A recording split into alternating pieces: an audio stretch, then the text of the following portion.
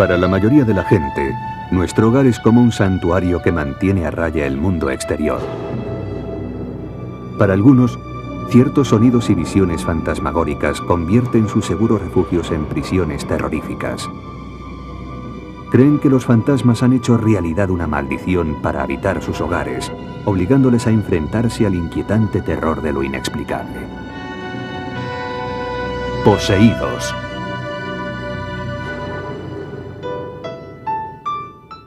Desde el día que se casaron en 1987, el agente de policía Tom Brown y su esposa, Linda, habían soñado con ser propietarios de una casa.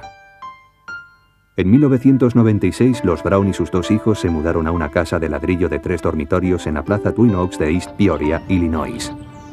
Su sueño por fin se había hecho realidad, pero muy pronto se convertiría en una pesadilla.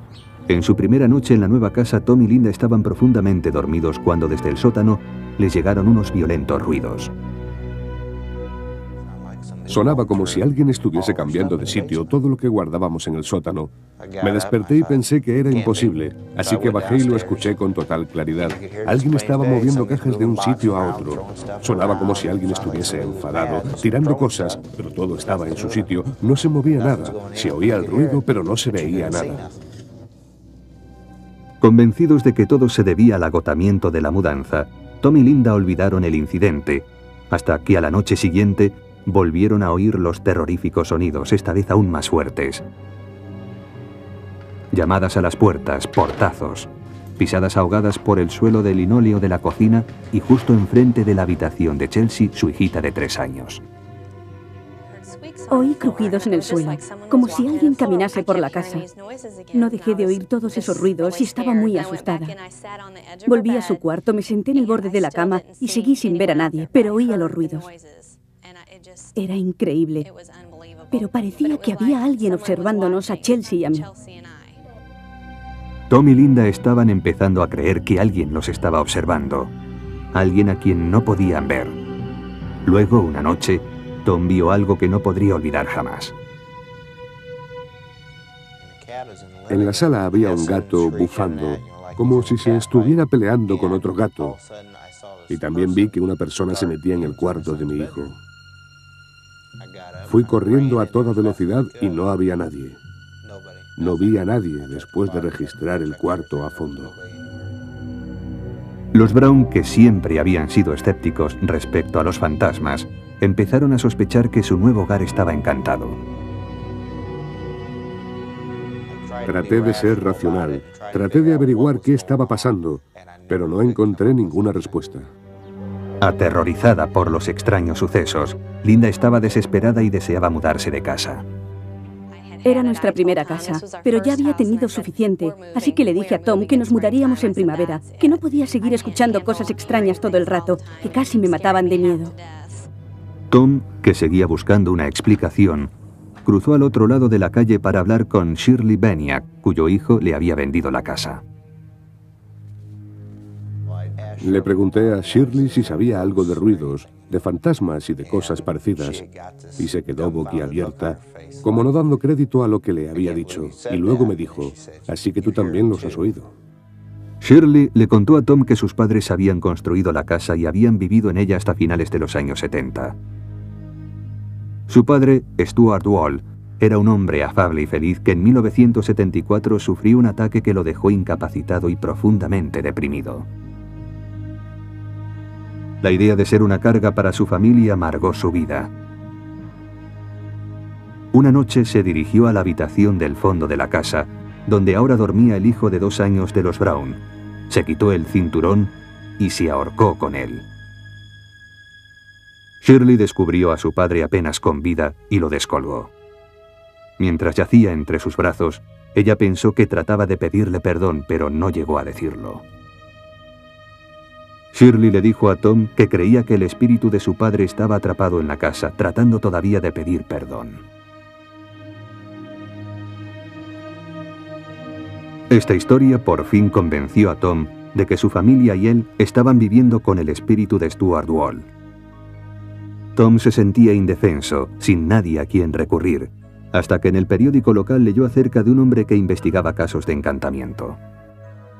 Rob Conover Un antiguo investigador privado se burlaba de los que creían en fantasmas hasta que una noche decidió demostrar que una supuesta casa embrujada no era en realidad más que un engaño. Estaba convencido de que allí no había nada, pero empezaron a ocurrir cosas que demostraban lo contrario. Crucé la puerta y sentí como si miles de diminutas agujas de hielo me atravesaran el cuerpo, y entonces todo se quedó en calma. En ese mismo momento pensé que allí sucedía algo. Y cuando salí de la casa la mañana siguiente, mi actitud había cambiado por completo. Esta experiencia convirtió a Conover en creyente, obligándole a cambiar su título profesional de investigador privado por el de investigador paranormal. A partir de entonces se dedicó por entero a la caza de fantasmas. Después de hablar con Tom acerca del supuesto espíritu de Stuart Wall, Conover accedió a investigar, aunque con reticencias. Muchas veces tengo que decirle a la gente que no se trata de un espíritu, que lo que está produciendo el ruido es un frigorífico averiado o el aire que circula a través de la chimenea en un momento determinado, produciendo un ruido que suena casi humano, como pasos o quejidos o gritos o cosas por el estilo. Sin embargo, el cazafantasmas declara que es capaz de decir cuándo un espíritu es real. Dice que es sensible a lo que él llama energías en las casas que albergan espíritus. Busca unos supuestos puntos fríos que dice que señalan la presencia de un espíritu. Cuando entro en una zona en la que hay un espíritu, me invade una sensación que resulta muy difícil de describir. La mejor forma de describirla es como una descarga eléctrica fría, sin ningún dolor, desde los dedos de los pies hasta la cabeza. Después de la primera entrevista con Tony y Linda, recorrí la casa y decididamente capté sensaciones. Conover sentía al fantasma en los mismos lugares en los que los Brown habían oído los ruidos. Estaba seguro de que Stuart Wall se había convertido en un espíritu atormentado que merodeaba por las habitaciones de la que había sido su casa y ahora era su purgatorio. Conover decidió ayudar al fantasma a encontrar la salida del mundo de los vivos para pasar al otro nivel.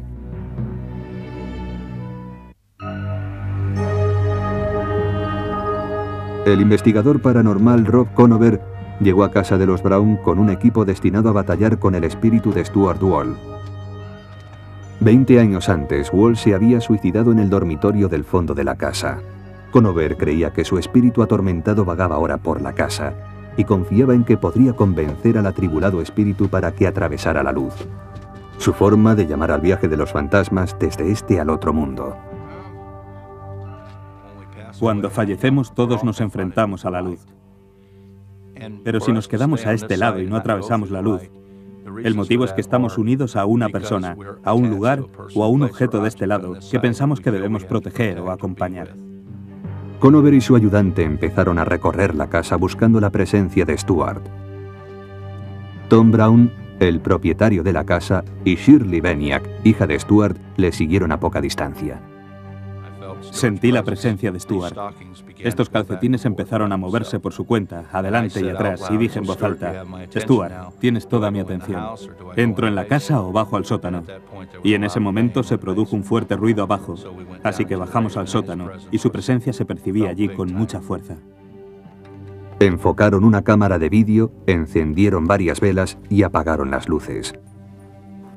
Con una Biblia en la mano, Rob llamó al espíritu pidiéndole que se mostrase ante Tom y Shirley. Stuart, sé que estás aquí abajo. Le expliqué a Stuart que Dios es misericordioso, que él había sido una buena persona durante toda su vida, que había ayudado a muchísima gente, que yo creía que Dios tenía un lugar para él al otro lado y que le estaba esperando. Después de más de una hora, el supuesto fantasma aún no había respondido a Conover, pero el investigador estaba seguro de la presencia del espíritu. Podía ver el ectoplasma de Stuart. El ectoplasma es la energía que va por delante de un espíritu y le ayuda a moverse a través del aire. Está formado por electricidad y energía, y yo pude verlo. Una vez más rogó al espíritu que apareciera, ahora preocupado de que pudiera ignorar su petición. Cuando casi había llegado al límite de mis posibilidades, el pasillo del sótano se llenó de una maravillosa luz azul muy densa, a través de la cual era imposible ver. Al principio no vi la luz, hasta que Shirley me dio un codazo y me dijo que mirase. Entonces moví la cabeza y lo vi. Y si no hubiese visto aquello, jamás podría creerme que algo así pudiera suceder. Para mí era como una luz azul verdosa, muy brillante, como la llama de un soplete. Luego, en cuestión de segundos, la luz azul se desvaneció. En ese momento cogí la Biblia, me puse de pie, establecí contacto con Stuart y le ayudé a cruzar la luz. Daba la sensación de que en la casa había 150 invitados, que estábamos apretujados y que no cabía nadie más, y de pronto fue como si todo el mundo se hubiese marchado y hubiese apagado las luces. Era una sensación de un gran vacío, como si ya no hubiera nadie más allí y te hubieras quedado solo. Conover dice que en aquel momento el fantasma de Stuart Wall abandonó la casa para siempre. El investigador inmediatamente se volvió a la cámara ansioso por ver la grabación de lo ocurrido, pero esto fue lo que vieron.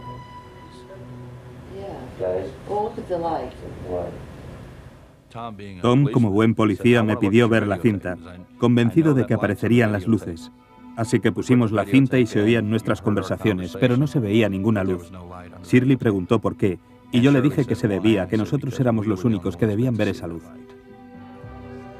Desde aquella noche, la calma ha vuelto a la casa de la plaza Twin Oaks. Los misteriosos sonidos y las terroríficas visiones han desaparecido.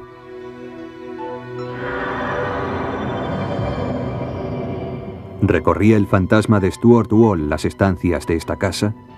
¿Fue conducido finalmente ese espíritu a otro mundo durante este ritual?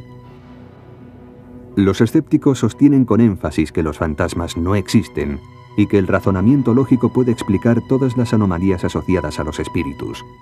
Terence Hines, profesor de psicología, cree que el fantasma de los Brown es un producto de su imaginación. Cuando entras en una casa nueva se van a producir ruidos extraños con los que no estás familiarizado. Así que si entras pensando que alguien se suicidó en el cuarto de Johnny y oyes algo extraño, te resulta muy fácil pensar que se trata de un fantasma. Especialmente fácil para Linda Brown, que había crecido en la casa de al lado de los Wall y que tenía 6 años cuando Stuart Wall se suicidó. De niña no supo cómo había muerto, pero de mayor se enteró de la trágica verdad. Hines piensa que eso debió contribuir a que Tom y Linda decidieran que los extraños sonidos y visiones estaban causados por un fantasma. Hines dice que es natural, que la mente humana está programada para imponer el orden en las experiencias extrañas. El cerebro humano está organizado para crear percepciones. En especial cuando nos enfrentamos a estímulos azarosos y nebulosos, el cerebro trata frenéticamente de controlarlos. Los que creen en los fantasmas, como el parapsicólogo Lloyd Auerbach, no están de acuerdo con que el espíritu de Stuart Wall fuese un simple invento de la percepción de Tom y Linda. Sostiene que cuando varios testigos informan de la misma o de similares experiencias, como ocurrió en casa de los Brown, esos testigos deben ser tomados en serio. Es una experiencia subjetiva, experimentada por mucha gente a lo largo de muchos años, que da mucha credibilidad al hecho de que realmente hubiese algo allí y que no fuese un simple invento de la gente. Lo que estudiamos es cuánta gente hay, cuántos testigos. Los testimonios de los testigos de los casos de encantamientos parecen coincidir bastante. El testimonio de los testigos oculares no es convincente porque hay testigos presenciales que juran sobre la Biblia haber visto cosas que sabemos con toda seguridad que no existen. Remontándonos a la Edad Media había gente que juraba haber visto brujas atravesando el cielo con escobas.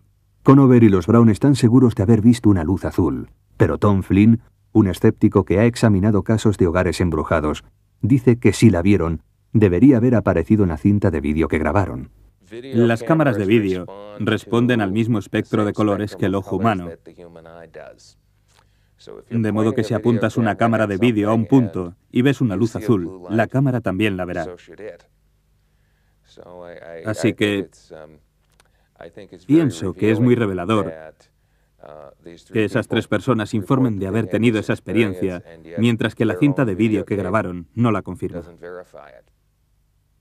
Flynn dice también que varias de las declaraciones de Conover, como que siente una presencia, que puede mover a los espíritus a través de la luz y que es capaz de ver el ectoplasma, están basadas en la mitología usada comúnmente por los que creen en los fantasmas. Uno de los trucos típicos que hacían los médium espiritistas en sus sesiones a partir de la década de 1860 consistía en producir ectoplasmas. Sabemos que aquellos médiums del siglo XIX usaban una serie de trucos, pero de allí vino la tradición de que existía ese ectoplasma, esa especie de sustancia semimaterial que pertenecía a los fantasmas. Los creyentes dicen que es posible que Conover se base en temas sacados de la cultura popular, pero que su ritual parece ser eficaz. Desde la visita de Conover, los Brown ya no oyen ruidos misteriosos ni pisadas fantasmagóricas. Tal vez el cazafantasmas que fue a casa de Tom y Linda tenía alguna capacidad auténtica para afectar al entorno, porque lo que hizo, fuera lo que fuese, funcionó. El profesor Finucane dice, sin embargo, que la mejor forma de eliminar unos fantasmas imaginarios es empleando métodos imaginarios de cazafantasmas. Es un alivio psicológico, dicho de otra forma. Él dijo lo que esa gente quería oír e hizo lo que parecía adecuado para lo que querían ver y oír. La aparición del fantasma de Stuart Wall fue una visión compartida o una ilusión compartida. ¿La mente hace mentir a los sentidos? ¿O acaso los atormentados espíritus de los muertos vagan por esta tierra? La respuesta depende de la fe de cada uno en lo sobrenatural. A los que dicen que un fantasma ronda por su casa, el alivio solo les llega cuando el espíritu se marcha, cuando las víctimas se mudan. Para otros, en cambio, ninguna casa puede ser un hogar. Para estas familias no hay ni descanso ni salida.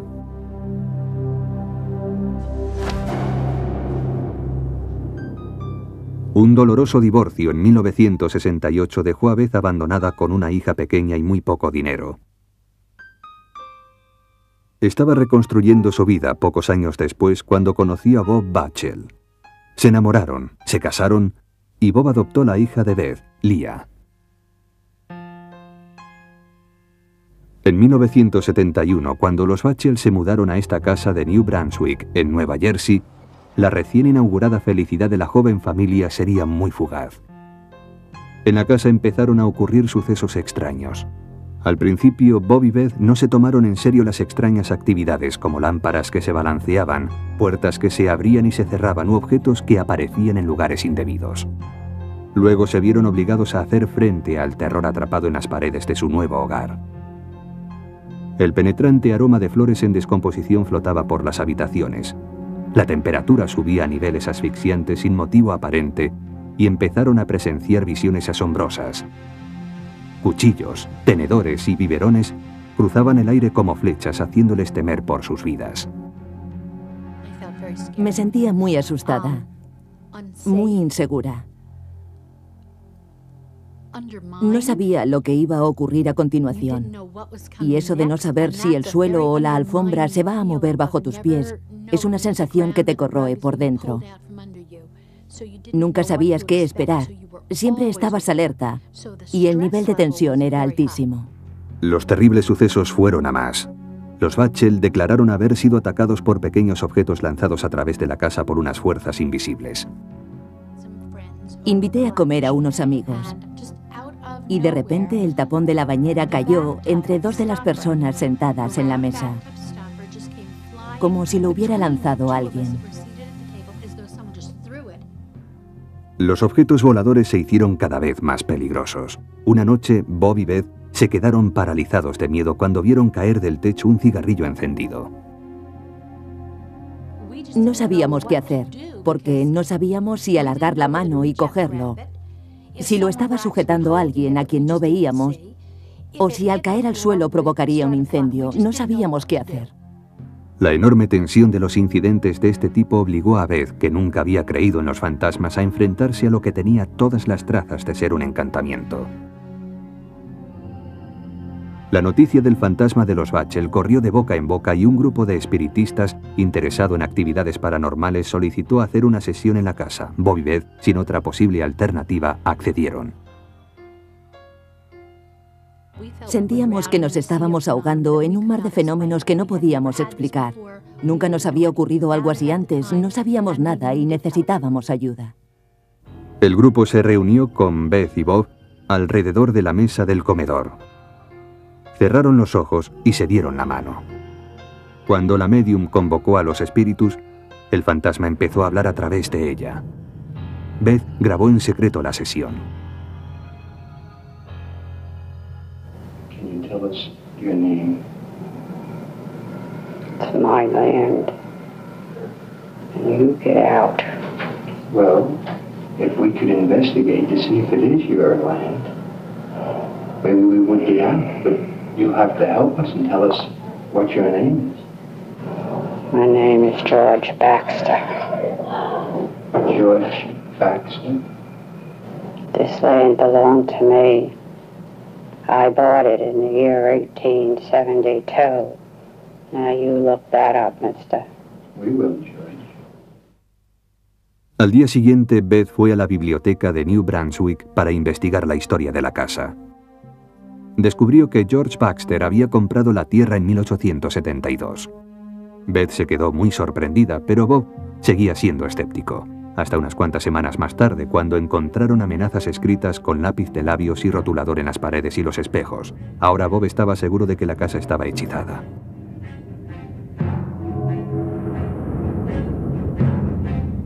El enfurecido fantasma perdió los estribos, escribiendo mensajes terribles a la familia. Lo que estamos viendo son las notas auténticas que Bob dice que escribió el fantasma.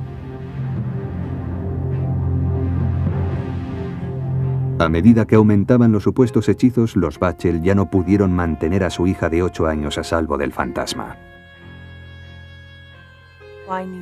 Yo sabía que estaba ocurriendo algo. Había que ser un idiota para no saberlo. Cuando el día de tu 8º cumpleaños te levantas por la mañana y hay cruces rojas pintadas por todas las paredes y carteles que dicen «Muérete». En 1972, Beth tuvo a su segunda hija, Lisa. La amenaza que se cernía sobre las dos niñas era cada vez mayor. Según Leah Bachel, a esas alturas, el fantasma ya había dañado su infancia de forma irreparable. Era una casa infernal. Por lo que a mí se refiere, esa casa destruyó a la que antes de mudarnos allí era una niña normal de 4 años. Odio esa casa.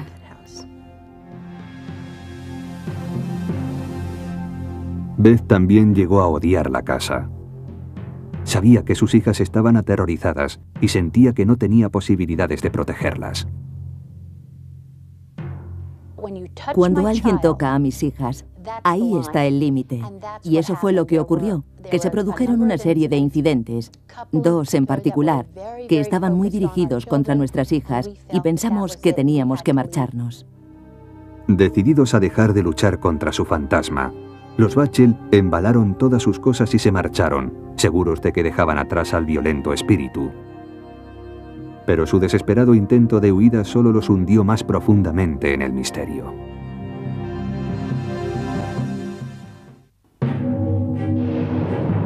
Bob y Beth Bachel, junto con sus 2 hijas, huyeron de su casa de New Brunswick, Nueva Jersey, creyendo que escapaban del terror del fantasma que los había atormentado. Durante 4 años, los Bachel vivieron en esta casa donde fueron hostigados casi a diario por amenazas fantasmales.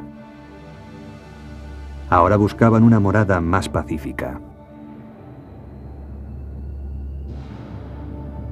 Los Bachel se mudaron a un apartamento de Clinton, Nueva Jersey. El insistente fantasma los siguió y se volvió aún más hostil. Los Bachel sostienen que una fuerza invisible empujó a Beth, Bob y Leah y los hizo caer por las escaleras. Volvieron a mudarse. Esta vez se trasladaron más lejos, a Flemington, Nueva Jersey. Apenas habían terminado de deshacer las maletas cuando una mañana, ante el horror de Beth, encontró un cuchillo de cocina clavado en el marco de la puerta. Entonces supo que no habían conseguido escapar del malvado espíritu. Una vez más nos mudamos de casa con la esperanza de que se hubiesen acabado los fenómenos, que los hubiésemos dejado atrás y que pudiésemos volver a tratar de ser una familia normal. De 1971 a 1985, Bob y Beth se mudaron 11 veces y sus vidas fueron cualquier cosa menos normales. Perdimos muchos amigos porque no podíamos explicar nada y todo el mundo buscaba una explicación. Todo el mundo nos echaba la culpa a nosotros, puesto que si nos ocurría a nosotros, la culpa era nuestra. Sin nadie a quien recurrir, unieron sus fuerzas para combatir a sus propios demonios. Construyeron su última casa desde los cimientos en Lake Ariel, Pensilvania, con la esperanza de que de esa forma por fin expulsarían al fantasma, pero no lo consiguieron. El primer fin de semana después de trasladarse a la nueva casa, un fantasma dejó a los Bachel un horripilante mensaje de bienvenida.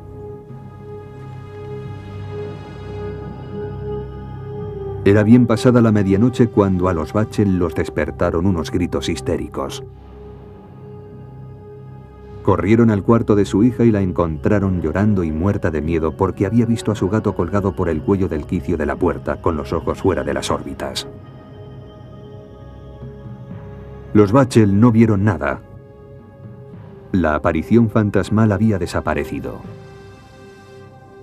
Varias noches después, los Bachel se volvieron a despertar en plena noche cuando los cristales de los cuadros de la sala de estar explotaron de pronto, lanzando trozos de cristal por toda la casa.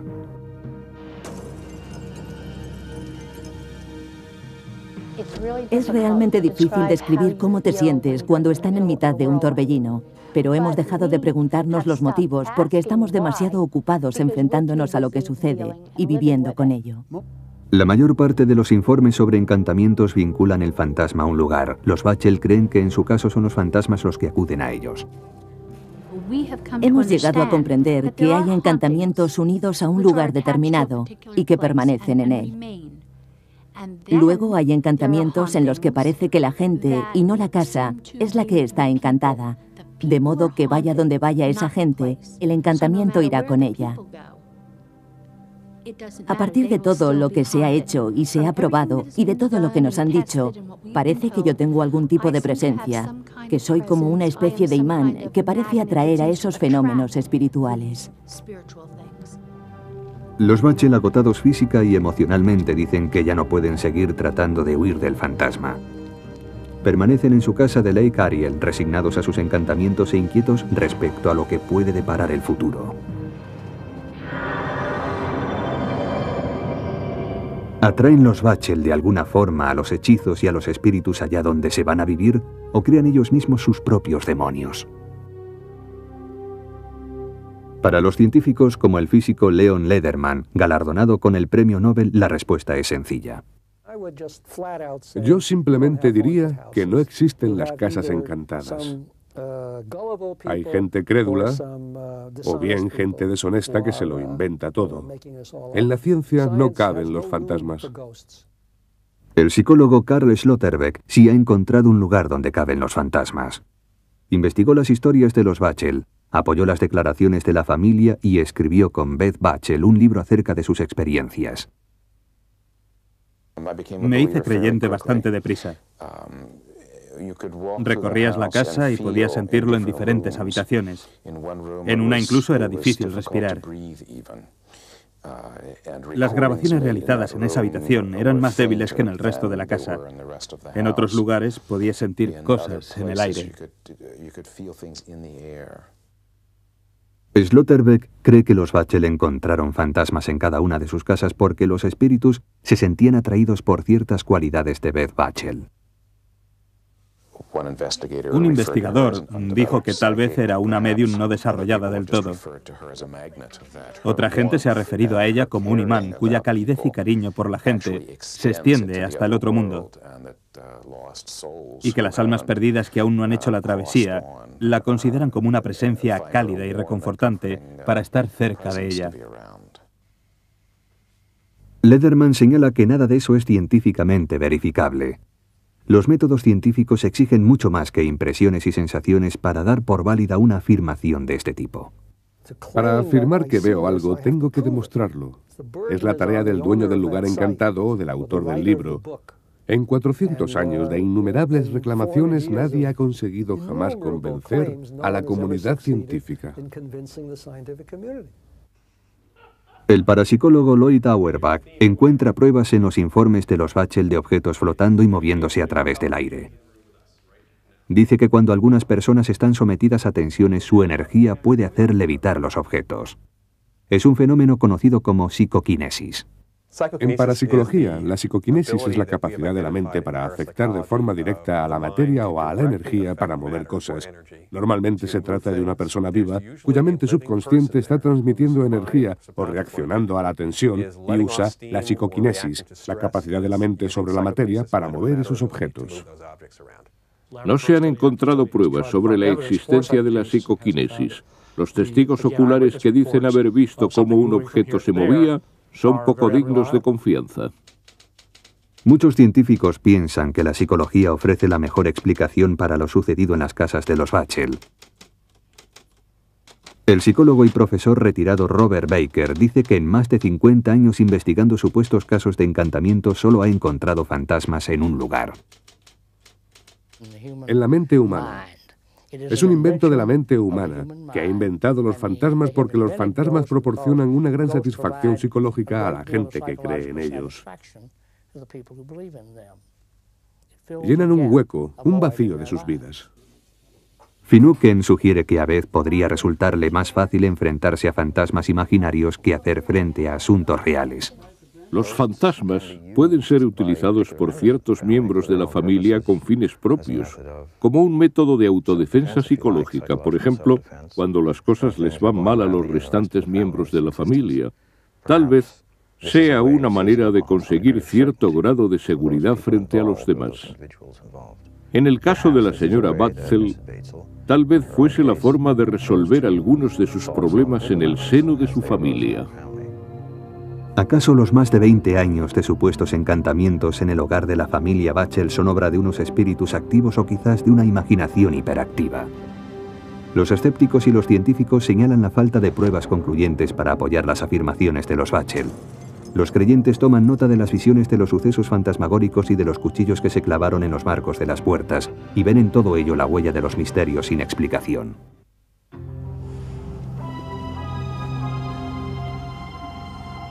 Durante siglos, los ancianos de los pueblos nativos norteamericanos transmitieron a las generaciones siguientes leyendas que hablan de lugares ocultos en lo más profundo de las montañas de Colorado. Para los espíritus de los muertos, estos lugares son portales sagrados por los que se entra y se sale de este mundo, al otro mundo. Para los vivos, estos lugares son puertas misteriosas que permiten echar una mirada a lo desconocido.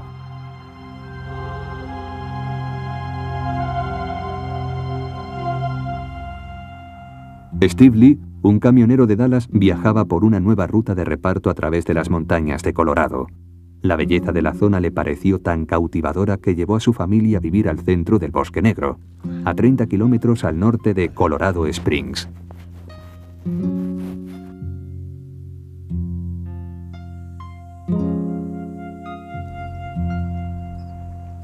Compró una cabaña de troncos situada en medio de un terreno de 2,5 hectáreas y sus hijos pronto se acostumbraron a vagar por el bosque, que les daba una sensación de libertad y de aventura. Steve sacó muchas fotos a sus hijos para enviárselas a sus amigos y a sus familiares de Dallas. Desde el principio vio que en las fotografías aparecían unas luces extrañas. Me fijé en unos rayos anaranjados que seguían a mi hijo menor, y a mi hijo mayor le seguía un resplandor verdoso de un lado a otro. Poco después, en las fotos, empezaron a aparecer cosas que no debían estar allí, como perros o caras. Al principio, Steve no hizo caso de las fotos pensando que le pasaba algo a la película, pero las misteriosas luces y la niebla fantasmagórica siguieron apareciendo en sus fotos. Steve se obsesionó con las fotos y cada nuevo rollo de película le traía algún descubrimiento todavía más terrorífico. Algunas partes de la casa eran más activas que otras. Cuando Steve fotografió el espejo de encima de su cómoda, se sintió aterrorizado por los reflejos que le devolvían su propia mirada. En mi espejo aparecían caras de diferentes personas, no pertenecían a la misma persona. En el espejo aparecía una cara que luego se desvanecía, y luego aparecía otra cara que también se desvanecía. Steve se negaba a creer que tenía fantasmas. Instaló cámaras de seguridad alrededor de la casa, esperando encontrar pruebas de que las luces y la niebla eran de origen humano. Las cámaras no captaron nada fuera de lo normal, pero a Steve le siguieron acosando unas imágenes que no podía entender. Decidió ponerse en contacto con Bill Gibbons, un especialista en electrónica e investigador amateur de los fenómenos paranormales. Gibbons trajo su propia cámara de vídeo. Por la noche la instaló en el exterior de la casa, en el bosque. Esta es la cinta que se grabó aquella noche, que mostró una misteriosa serie de luces.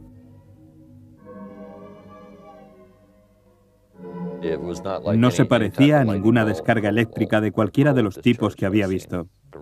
Una torre eléctrica descarga una bola de energía que sigue un trayecto lineal, pero esta energía no seguía ningún camino, casi parecía que tuviera voluntad propia.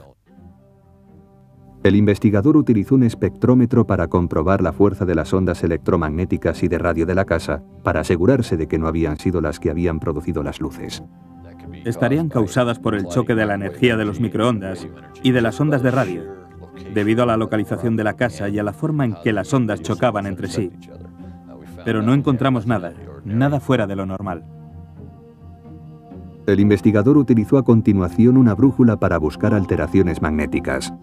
En una de las esquinas más alejadas de la casa, Gibbons descubrió que la brújula a veces giraba de forma incontrolada, incapaz de fijarse en una posición. Gibbons había trabajado con energías de todo tipo, pero esta energía hacía que se sintiera muy confuso. Por fin aceptó la idea de que la casa de Steve Lee estaba encantada. La cantidad de energía aparentemente aleatoria y el número de rostros que aparecían en el espejo le hicieron preguntarse si la cabaña de troncos no estaría construida encima de un pasadizo espiritual de este mundo al otro mundo, sobre un portal de las famosas leyendas de los indios Hopi. Los indios norteamericanos tienen profecías que hablan de vientos y de arcoíris, de unos portales a través de los que se puede emprender un viaje. Esos portales son como una especie de senderos y de caminos por los que viajan los espíritus. Steve Lee seguía negándose a creer que su casa pudiera estar embrujada, pero la leyenda del portal le intrigó. Se puso en contacto con Dennis Hauck, un investigador de casas encantadas que conocía la existencia de los portales. La gente que conoce las leyendas de los indios Hopi de la zona del Bosque Negro, que se remontan a mucho tiempo atrás, cree que aquí se abría un portal que llevaba al otro mundo, a través del cual han viajado cientos de espíritus. Lee invitó a Hauck a visitar su casa. El investigador se presentó con una cámara de infrarrojos capaz de mostrar la energía en una película de vídeo, representando con diferentes colores los distintos gradientes de energía invisible. Hauck sacó fotografías por toda la casa y recopiló lo que le parecieron pruebas posibles de la presencia de un fantasma. Todos obtenemos estos tipos de energía cuando sacamos fotos en casa de Lee. Después, si las ampliamos sin manipularlas, vemos imágenes de rostros claramente identificables, rostros de seres o formas que representan alguna clase de energía. Aparecen en mitad de estas imágenes electromagnéticas o de infrarrojos que captamos. La extraña energía que aparecía en la película de rayos infrarrojos sorprendió incluso a Hauck. Steve Lee no tenía ninguna explicación para esas extrañas apariciones.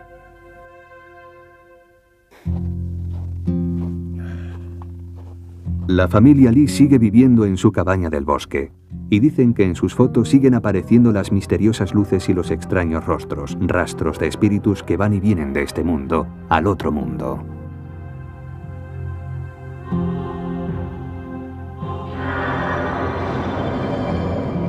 ¿Está llena la casa de Lee de espíritus que viajan a través de un portal legendario? Estas sorprendentes fotografías son la prueba de que existe un nuevo tipo de energía que permite a los fantasmas circular por este mundo. Los científicos y los escépticos responden con un no rotundo. Tom Flynn, experto en fotografía, cree que muchas de las anomalías que aparecen en las fotos tienen una explicación lógica. He examinado las fotos de Lee y encuentro muchas más pruebas de problemas con las cámaras de fotos que de la presencia de fenómenos sobrenaturales. Creo que la mayor parte de esas misteriosas nieblas son varios objetos que se han metido en el campo de la foto y que por estar tan cerca del objetivo han salido desenfocados y con un color blancuzco debido al fogonazo del flash. También se producen muchos destellos en la lente que dan esos pequeños círculos transparentes con un resplandor blanquecino. Los que creen que esta casa de Colorado podría estar construida encima de una puerta espiritual, dicen que las fotos de Lee podrían haber captado el portal en plena acción. Creo que las fotos pueden atrapar ciertas cosas. He visto fotografías que han captado otras dimensiones en otros lugares. Y ya sea a través de un espejo o con una película muy rápida, en ciertas zonas vemos fantasmas o apariciones de fantasmas, debido a que la energía del lugar permite que se produzca esa materialización. El físico Leon Lederman opina que si los creyentes dicen que hay un portal de energía en la casa de Lee, entonces deben basar sus afirmaciones en principios científicos exactos y no en fotografías fantasmagóricas. En la ciencia hay muchísimas incógnitas, pero hay una diferencia entre una incógnita científica y la afirmación de que existen lugares sagrados o casas encantadas, lo cual no se puede verificar científicamente. Son simples fenómenos naturales mal interpretados por gente que quiere creer desesperadamente en ellos y que no tiene ni la menor idea de cómo funciona la ciencia. El doctor Michael Persinger, neurocientífico, sabe cómo funciona la ciencia y dice que la geofísica puede explicar las misteriosas luces de la casa de Steve Lee. Cuando tienes fuerzas geofísicas, incluso muy pequeñas, y las enfocas en un pequeño espacio durante un tiempo muy breve, puedes obtener unos campos magnéticos tremendos. Cuando eso ocurre, puedes generar fluorescencias y destellos luminosos muy parecidos a las descargas electrostáticas, que si están por encima del umbral lumínico, se pueden fotografiar igual que cualquier otro tipo de fenómeno electrostático. Persinger dice que estas extrañas anomalías en el campo electromagnético natural de la Tierra se encuentran en muchos lugares supuestamente encantados y que a veces se cruzan con las ondas cerebrales de la gente que vive en ellos, produciendo sensaciones parecidas al encantamiento. Es una teoría que ha puesto a prueba en su laboratorio de Sudbury, en Ontario. Muchas de las pautas de los campos generados en las zonas encantadas que hemos estudiado tienen una disposición errática muy complicada, muy breve y muy fugaz. Si esas fuerzas estimulan el cerebro, se podría tener la sensación de una presencia, del sonido de pisadas o movimientos e incluso de voces, y la sensación omnipresente de que hay algo observando. Todos estos síntomas son reflejo de los acontecimientos descritos por los Brown en el apogeo del supuesto encantamiento de su casa. Esto podría explicar también por qué Beth Bachel es incapaz de huir de los fantasmas que la han perseguido desde hace más de 20 años. Algunas personas muy creativas son más sensibles a estas misteriosas fuerzas geofísicas que otras, un hecho que para muchos justifica su pretensión de haber tenido varios encuentros fantasmagóricos. Aunque la gente sea sensible a lo sobrenatural, eso no significa que esté loca. Me sorprende la cantidad de gente salida de quién sabe dónde que ha venido a hablarme de una luz que ha visto en una habitación oscura o de un pariente fallecido que ha vuelto a visitarles. De modo que es un fenómeno mucho más común de lo que pensamos. Pero la gente duda mucho antes de hablar del asunto por las implicaciones de que pueda haber alguna clase de psicopatología asociada. Algunos escépticos creen que la fe en los fantasmas persiste incluso ante el escepticismo de los científicos debido a que representa una creencia cultural muy arraigada. En un sentido, los fantasmas están dentro de la cabeza de la gente, pero en otro sentido, cultural y socialmente, existen para esa gente y desde luego para muchas otras personas de la sociedad. Son una elaboración humana. Los creyentes se oponen a la idea de que los encuentros con los espíritus son creaciones de la mente humana. Insisten en cambio en que los encantamientos merecen respeto debido a que los espíritus inquietos son reales. Cuando te encuentras cara a cara con ello, tienes que tratarlo como una realidad, porque cuando estás frente a algo, estás frente a una realidad. De los espíritus inquietos a las puertas que llevan a otros mundos, los encantamientos tienen la facultad de producir miedo y terror a quienes creen en ellos. ¿Acaso una presencia fantasmal es realmente obra de nuestra propia mente? ¿O es obra de unos atribulados espíritus condenados a vagar por la tierra? Los que han estado enfrentados a una presencia fantasmagórica saben que viven en los umbrales de lo inexplicable.